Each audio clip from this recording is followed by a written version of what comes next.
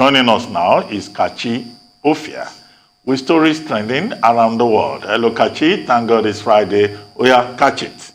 It's your time. I know. Oh my goodness, TGIF. Good morning, Dr. Abati. Good morning. Good morning, Rifai. Good morning, viewers. Well, before you get into a very exciting weekend, let's tell you what's trending today. Now, we are beginning with the fact that the Akwa Ibom State High Court sitting in Uyo has sentenced a 47-year-old woman, Gertrude Akpan, to 10 years imprisonment for trafficking in children. Now, the convict was said to have bought a 6-year-old boy in Uyo and taking him to Owerri, Imo State. Now, this is where she sold the boy to one Kate Obona. Now, the court presided over by Justice Okonokon found Akpan guilty and jailed her without an option of fine. Now, the convict, who also claimed to be a retired worker of the Emmanuel Hospital Eket, where she worked as a matron in 2015, confessed that she had been in the business of trafficking children since 2008.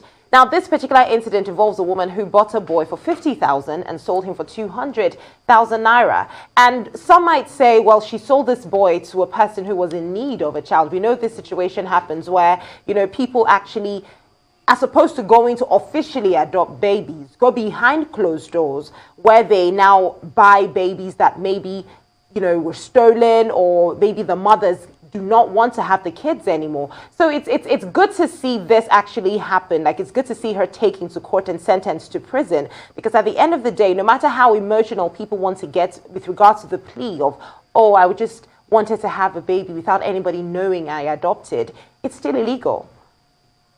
Well, this whole stigma around adoption and the absolute ignorance around it really has to stop. And it's stories like this that highlight that there's a perfectly legal route that can be taken for people who are, wanting to become parents. You don't have to stoop to this kind of disgusting crime. And I'm glad that this retired matron has been sentenced to 10 years. I imagine that she was tried under the trafficking laws of 2005. Because that's the prescription there, 10 years in jail with the option of a fine. She wasn't given that option. And I'm also relieved because according to that law, if that's really what she was tried under, which I'm sure it is, you get life imprisonment if you rape the child or harm the child. So that suggests to me that at least the child was not abused. The child was merely trafficked, which is heinous enough, hence the 10-year term. So there's a bit of relief there that that child was left, unharmed. Thank God for that. But having said that, it's a really reprehensible thing to do, and I'm glad we have that law in Nigeria. We also have the Child Rights Act, which makes it illegal to traffic children. And I never miss the opportunity to point out the fact that 11 states in northern Nigeria have refused their state houses of assembly, think they have better things to do than to pass laws that protect Nigerian children. And they ought to be constantly reminded, nay, shamed, into passing the child rights laws. All 11 states in the north, they must. It's important to protect our children. But it's disgraceful. Why can't people just adopt? There are lots of children who need loving families. Well, very quickly, Justice Okonokon has done very well to sentence Gertrude Akpan to 10 years imprisonment. That's the maximum that is provided for under the law titled Trafficking in Persons Law Enforcement Act, first of 2003 and later amended in 2015 because the penalties were considered, very lenient.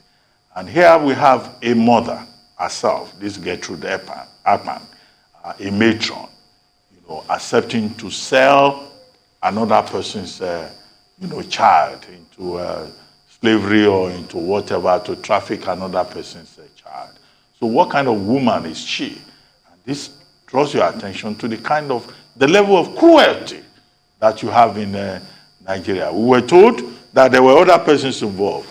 A guy called Ubonge Kwere, who was a person who abducted this 10-year-old boy from the grandmother, sold him to this woman, Gertrude Akpan, for 50,000, who then later sold him to one Kate Obona in Owerri for 200,000 naira. They turned a child, an innocent child with a future, into a commodity. Well, the judge has sentenced Gertrude Akpan, the matron, but we would like to know what the situation is with Ubonge Kwere, the original kidnapper, and what has happened or what will happen to Kate Ogbonna. They too are complicit in this crime, and they should be before the court. Another issue here is the Child Rights Act. The Child Rights Act, which is domesticated only in 22 states out of 36 states of Nigeria, also prescribes 10 years imprisonment as maximum. There's also the NAPTIP Act. That's the law establishing the National Agency Against the Trafficking in Persons.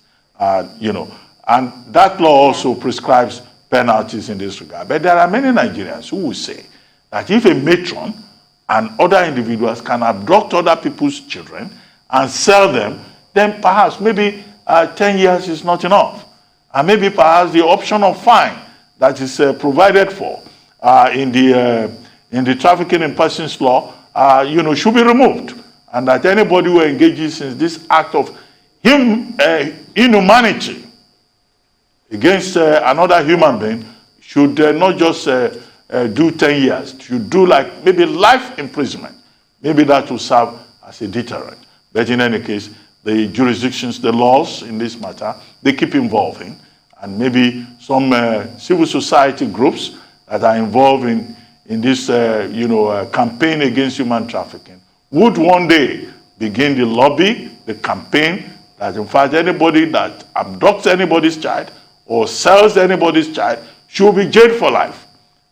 Maybe that will serve as a deterrent. Although we've been told in some jurisprudential theories that the quantum of the punishment is not necessarily a deterrent. After all, Babbage killing of armed robbers did not stop armed robbery.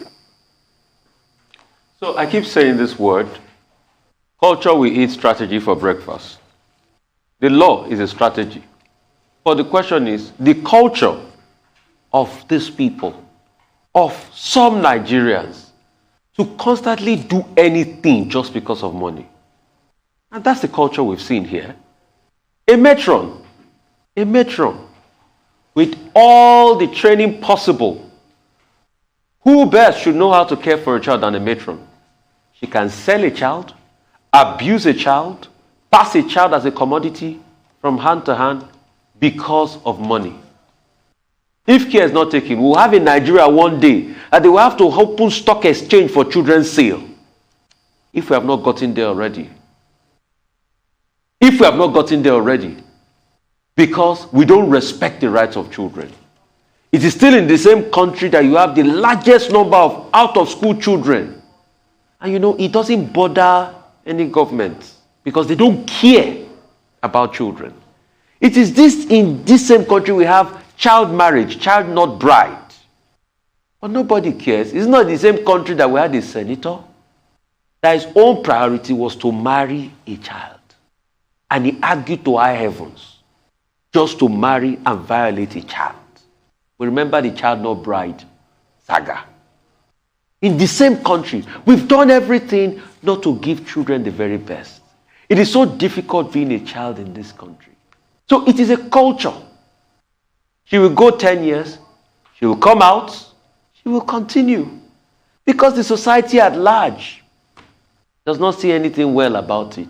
If you probably investigate, this woman might have a religion, but she might even go with the money she gained from selling that child to that religious outfit and say, thank God, I had a great day at the expense of another person's child.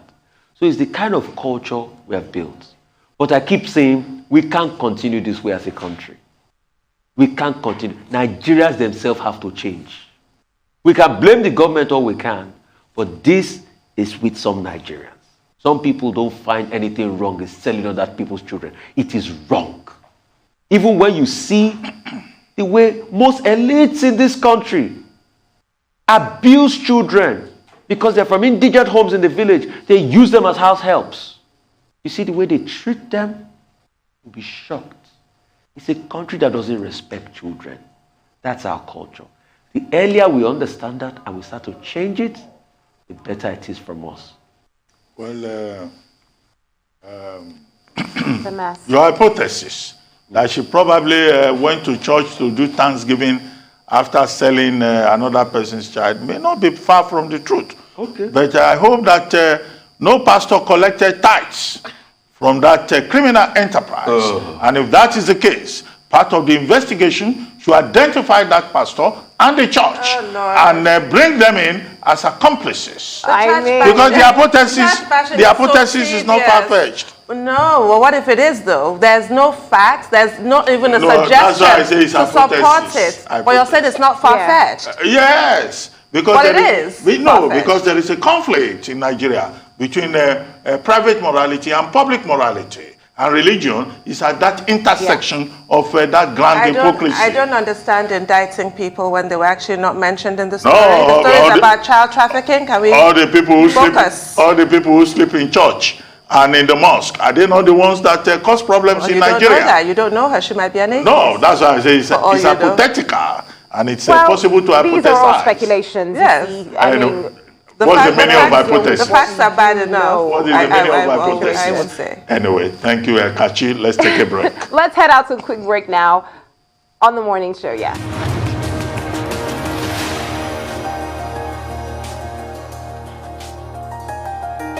Welcome back to the morning show. Here on Arise News, we're still on What's Trending with Kachi Ofia.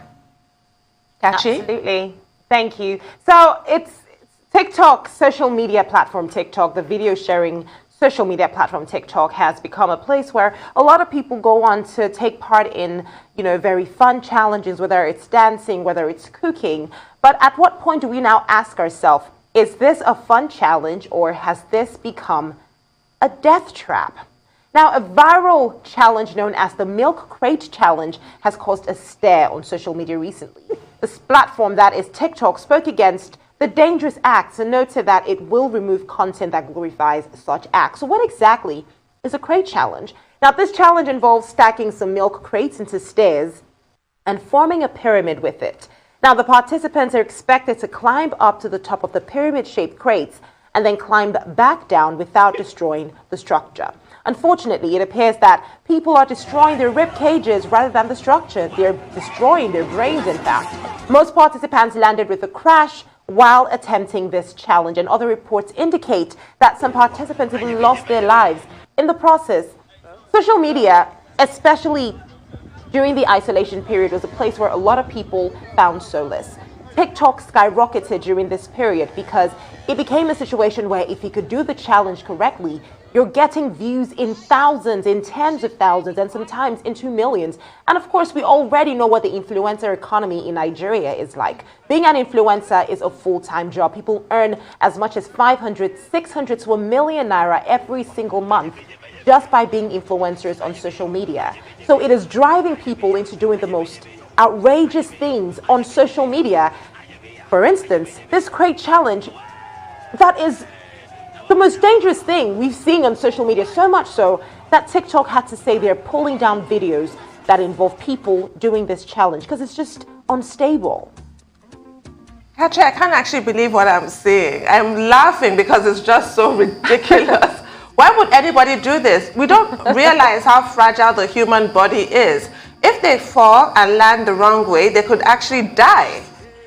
All you need to do is just have a particularly bad tumble and that is game over, or be paralyzed. It's so bad that even the FDA, the Food and Drug Administration, had to tweet that milk crates are for milk. Milk is for drinking. Do not do this challenge. Even they had to tweet. This is so foolhardy. Well, fun challenges. Fun challenges have proven to be a bit useful during the lockdown, during the period of COVID-19. And there have been many that we have seen. Kachi, are you with me? We have seen the with you. The Onana challenge, the Savage challenge, the Don't Rush challenge, the Don't Leave Me challenge, the Who is More challenge. I did a few. Yeah, you're right. Yeah, so some of those challenges are quite entertaining. But when I saw this crate challenge, which is the latest craze, I was worried myself.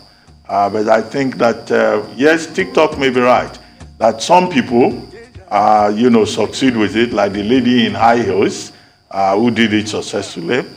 Some people adopt the strategy for this young man whereby you just put a few crates that you can successfully survive. But I think TikTok is right in complaining about the fact that more people have suffered injuries to their rib cages because of this challenge that appears to be very dangerous. Now, I think it started in the United States. Now, Nigerians have also, followed suit naturally, as we tend to imitate anything possible. And I've seen quite some. The Nigerians seem to be even more successful with the challenge than people in other parts of the world. But if it is proven that people our crates are stronger, yes, are getting injured, then of course, from the point of view of safety and what TikTok refers to as its community guidelines, I think that is in order. But will Instagram and other social media platforms follow the example of TikTok? But out of concern, and as someone who has been following these fun challenges, I said it could be useful to help you deal with depression and loneliness, and other issues. But there are maybe some other fun challenges that TikTok and other social media platforms may have to look into. If you follow TikTok very well, there are some of those TikTok postings that promote public immorality, in my view. Like there's one they call bend down low.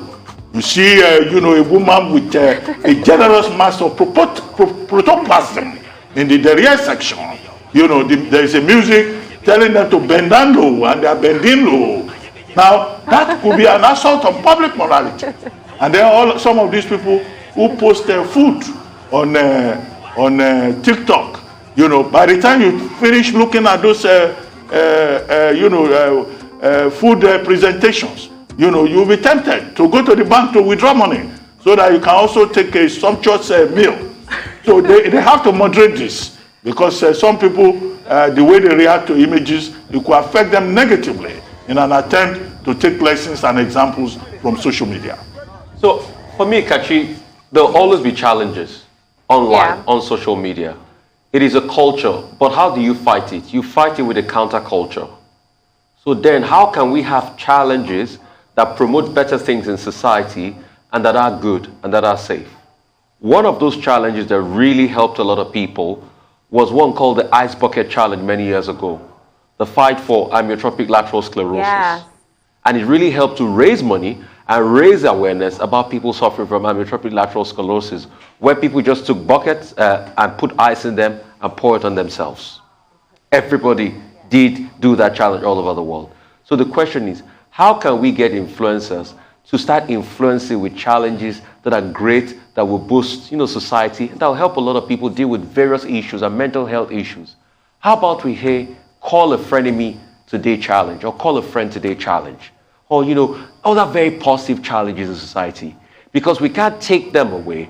And you see, let me tell you something, the sad reality is that it's the risk that is turning a lot of people on. So how can we change that with a counterculture and put a new challenge in place that can help us in society? That's the challenge. And most importantly, like a lot of people have said, take them off so that we cut the oxygen, because publicity and media is the oxygen that most of these nefarious and dangerous challenges get. Yes. Cut them off and replace them with a counterculture. Then I think we should be on a great path. I mean, we can have a challenge about many challenges facing our society. Help an entrepreneur today challenge. Advise an entrepreneur today challenge. Raise money for a business that really needs it. How about supporting a business that is about to shut down challenge? There are many things we can do. It's the social media, but the question is, how do we use it? Is the use that matters a great deal. Yeah, but to your point about the ice bucket challenge, the idea was to chuckle the freezing water and make a donation. Most people did the freezing water aspect but did not make the donation. Like you're saying, Rufai, it's about risk. It's about a thrill of, it's massively uncomfortable. Like this crate challenge is extremely dangerous, but kind of misses the point about actually supporting that cause. So. Exactly. Quite honestly, Well, a lot of Kachi, you have celebrities, just about, a lot of 3 influencers minutes. rather, really help out with this. So it's good. You have just about 3 minutes. Are you taking another subject? Great. So let's take our final story on what's trending today. Now, while Nigeria, this is a good one. I think Sundun will be very happy to see this. We continue to grapple with a myriad of challenges within the country. Now, the Councillor Ward 4 Abua Odua local government in Rivers State, Nigeria, who goes by the name Michael Owen, has elicited commendations on social media for using his first salary to dig a borehole for members of the Omalem community.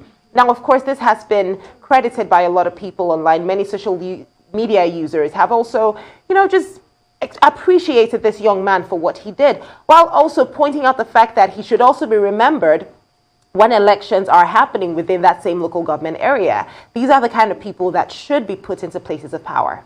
You're so right, Kachi, and what a great story. I mean, this kind of act is not the first I'm hearing, but it's all too rare. We do hear things like this every so often, which is why it's a big deal enough for you to report it on what's trending. This should be commonplace. Unfortunately, it's not. And I hope this young man gets a much bigger platform that he can do so much more and really reach so many more people. This is an amazing story. Thank you, Kachi.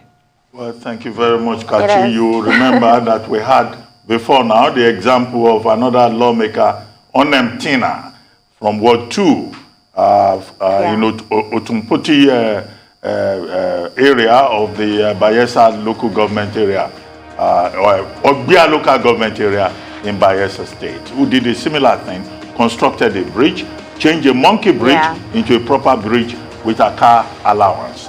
We hope that we will have more people like that in Nigeria who will be selfless, who will be public-spirited, and understand the fact that when you are in a position, you should serve. Thank you very much, Kachi Ofia. We'll see you on Monday. Thanks, Pat.